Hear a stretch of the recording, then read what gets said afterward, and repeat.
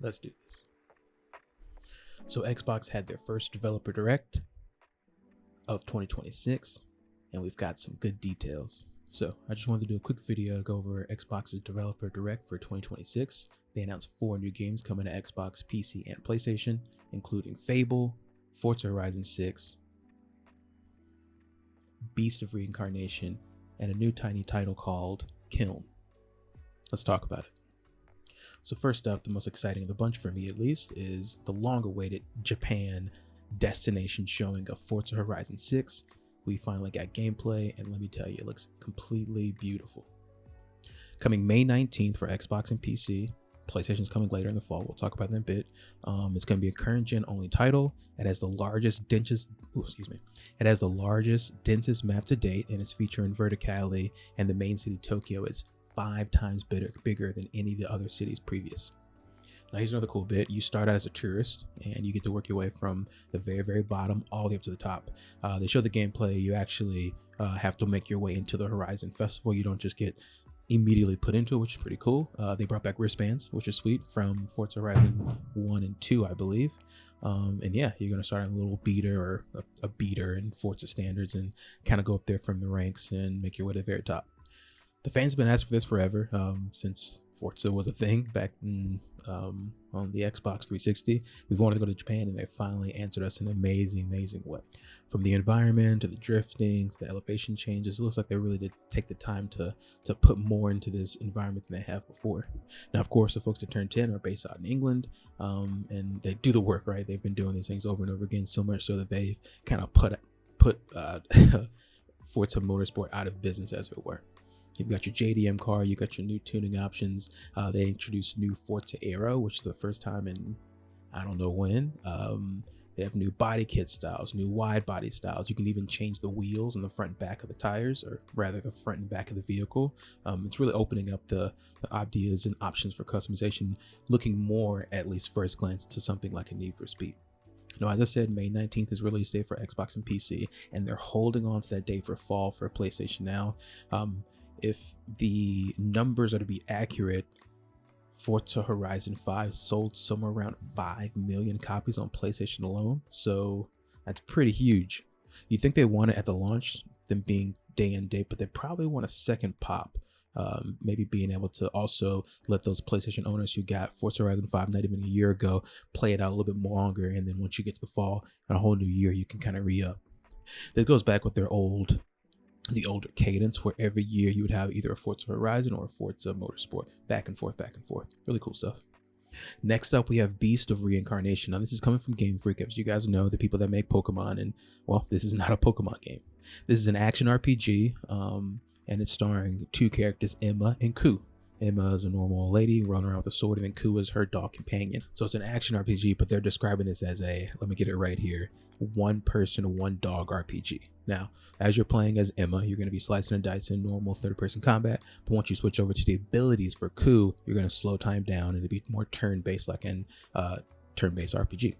Now, what really caught my attention was the music. It's really giving some Nier Automata, or dare I say, Stellar Blade vibes, which, I mean, come on now. Who doesn't love those games? Now, we got this reveal originally about a year or so ago, but this is the first look at the gameplay. Now, of course, Game Freak, they make all the Pokemon games, but this would be their first bigger, I don't want to necessarily say AAA, but maybe AA, AAA styled game that's going to be a lot bigger than what you would expect from before. Yeah, we'll see how it looks. I mean, like a good action RPG, slicing and dicing. Also has some vibes from maybe a what's the one, Scarlet Nexus, just because the world has the overgrowth mechanic where you're fighting back the plants and things like that. So yeah, look forward. It looks pretty sweet. I believe this one is also coming day and date for PlayStation as well as Xbox and PC. Now, the third game on the list, this was the surprise entry, was Kiln. Kiln is an online multiplayer pottery-based brawler from the folks over at Double Fine. Now, of course, they brought us hits like Psychonauts and other things.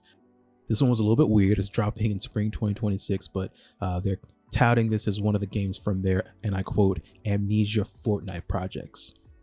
Now, what this means is that they take 2 weeks during normal development, let's say of Psychonauts 2 or Psychonauts 3, to break out and try to make something a little bit different, something that's like off the beaten path. And this is what they came up with. Some other games that came out of this project were, or rather, some other games that came out of similar projects was Costume Quest, Iron Brigade, Stacking, and others. So the gameplay loop is pretty simple. You make a pot, you take the pot, and you battle your friends. Kind of cute, right?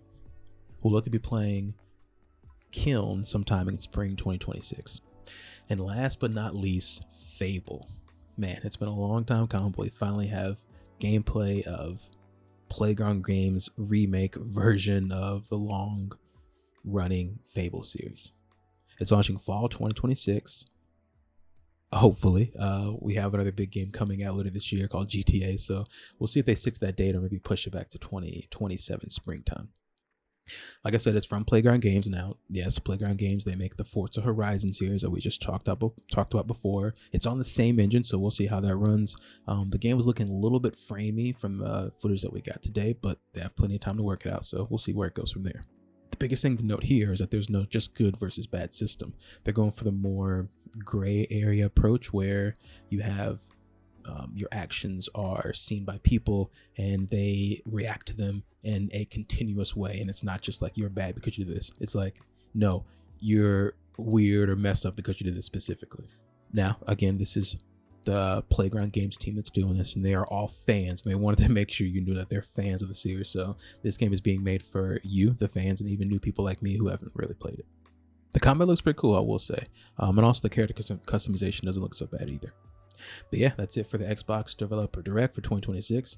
I must say, I kind of do enjoy these things. I mean, Nintendo back in the day pioneered the Direct, as it were, and that led to the ending of E3, and now everyone wants to do their video projects. But I like the way that the Xbox breaks their things down, specifically for this Developer Direct. They have the people out there, they got you can see inside the studios. It makes it really feel like a human experience. I mean, we play these games so much and we just kind of take it in, but we don't really think about who's making it behind it. And I think Xbox does a very good job of displaying that side of the creation and of the process of making video games. Now, maybe Sony could get their act and do something like this, or say anything at all. Yeah, who knows? Well, that's it for me. Thanks for coming through. Stick here and see what we got else for you later on. Peace.